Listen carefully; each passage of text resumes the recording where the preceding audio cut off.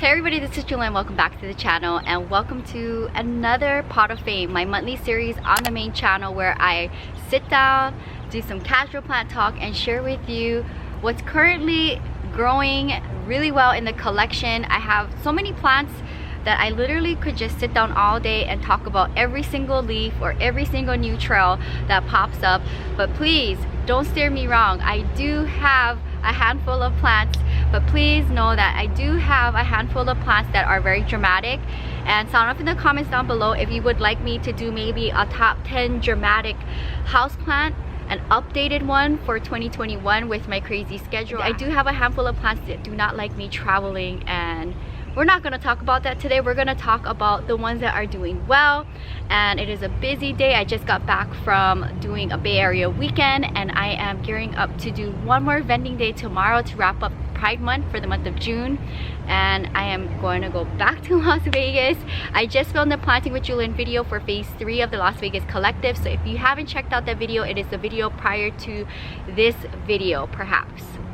Or maybe this video will go first and then phase 3. Yeah, so stick around because I just finished filming a Planting with Jewelyn phase 3, which will be the video that will go up after this video, and it'll probably be on a Monday.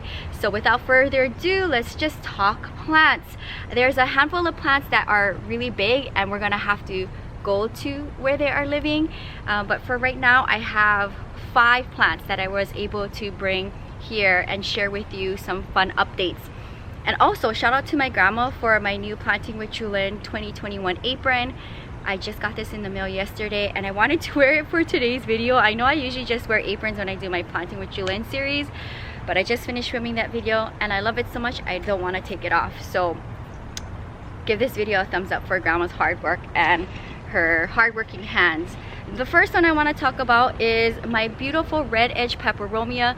This is one of my favorite non-dramatic peperomias in the collection. It is super sunny, so if I am fighting with the sun with my eyes, I apologize, but it's just too gorgeous to not be out here. It is 70s and sunny in Santa Monica, and after being in Oakland and East Bay, it was freezing cold. I definitely appreciate the weather and I know the plants do too. This is my red edge peperomia. As you see, it takes up the whole frame and it has beautiful red edges. Now actually, you know, this plant does take a beating being right underneath the bougainvillea. It lives right next to my big variegated Cressula ovata and my Epiphyllum George. It lives like right underneath this bougainvillea and it gets trashed. So I had to spend like 5 minutes cleaning up the plant so you could see all of the gorgeous growth. That's just the unfortunate thing of having my plants outside. But where it does live full time, as you see, every single section has new growth. And I love the quirkiness of the plant, the way how it just grows wild. And I think 1 or 2 of my subscribers have purchased cuttings from this mother plant before when I was taking from my collection. And then also my plant friend Tanya, if you've seen a recent Thursday check-in where I went to go check in on her and the plants that I've gifted her over the plant years, you see that her propagated baby from this mother plant is doing really well. And I just love seeing this cascade over a plant stand. Ideally, I would love to see this inside of my studio, but we don't have a lot of lighting and space in my small studio. So for now, it's been living life outside right in front of my gate. But besides the bougainvillea trashing on it, I think it is doing really well and very easy to propagate. If you see up close, you see the little nodes here, and you just snip from right underneath it and you can easily get roots from it via water propagation and you're good to go. Or what I like to do is try to get all the way down to the root ball and then try to get a piece of the plant that is rooted and you can get a whole nother plant. I think this section here I would be easily able to take this from the mother plant rooted and have a whole nother plant, and maybe I will because this one looks a little sad and then I can put it in the greenhouse and save it for a rainy day. But let me know in the comments down below if you have the peperomia red edge. How big is yours? Where do you style it? And do you consider it an easy plant to grow in your part of the world and where you have it living? Because for me, no problems, and this plant has been in the collection for a handful of years. I want to give you guys a fun update. This is my senecio that I was really upset at. I think last year I came home one day and all of the dolphins disappeared, and I know I shared it on the channel about me being upset about that situation. I didn't do anything to it, and what do you know, the dolphins came back. I mean, you can kind of see the shape of the dolphins. It's slowly coming back, but like, do you believe all of this is slowly popping back out? And I didn't even touch the plant and it is slowly growing back. So believe in your plants. I know it's very rare to like not do anything to the plant and it'll grow right back, but every single dolphin fell off and I don't know why. It's living in a shaded section in my patio right by the fountain, and this is the progress update of it. Isn't that crazy?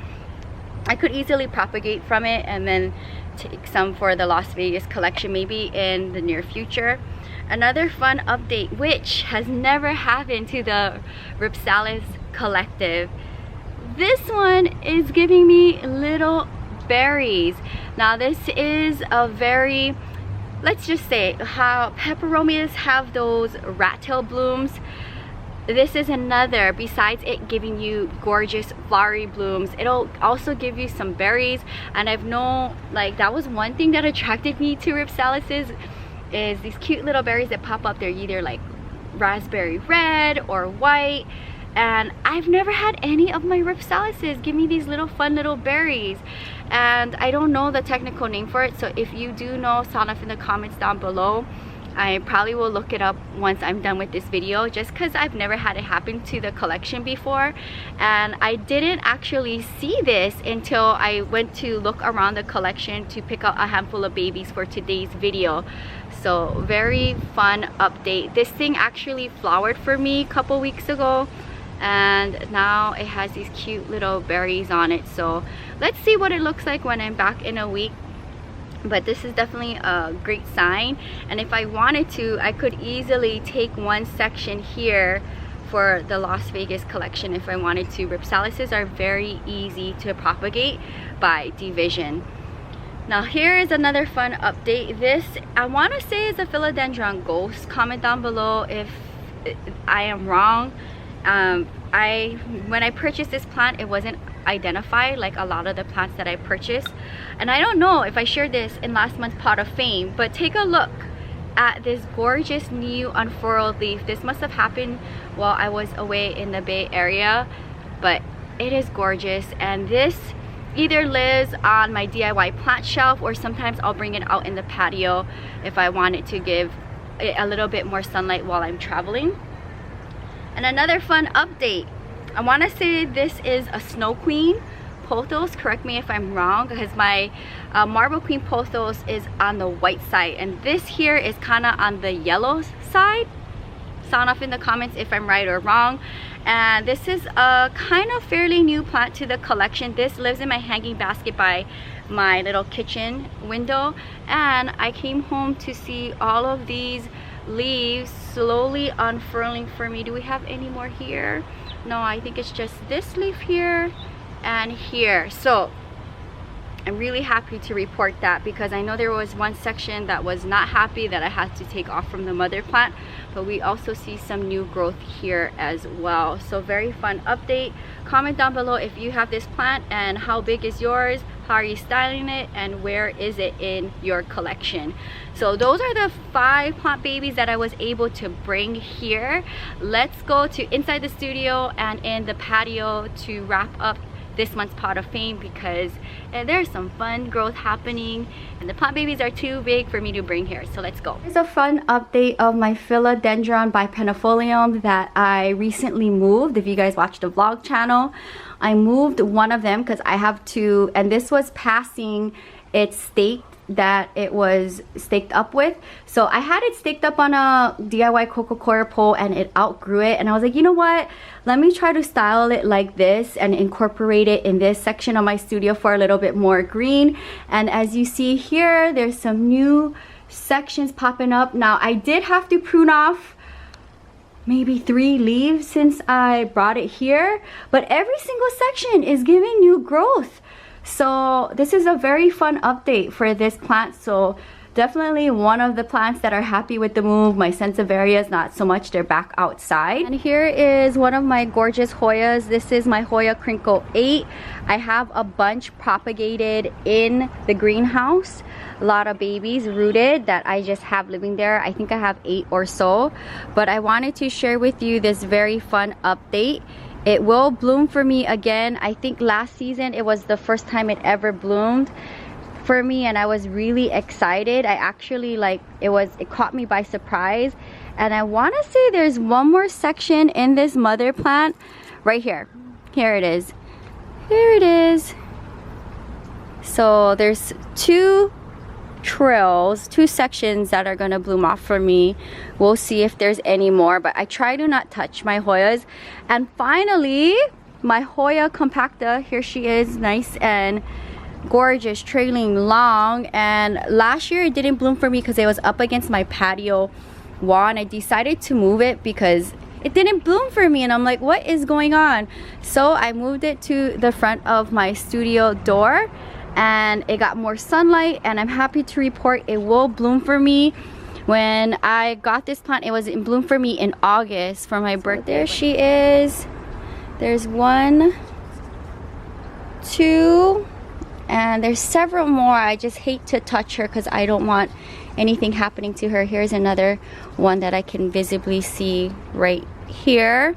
And I'm sure if I really look at all the trails, I can find more sections that are going to bloom off for me. But besides that, I'm happy to report that there is tons of new growth. So all here on this top section is all new.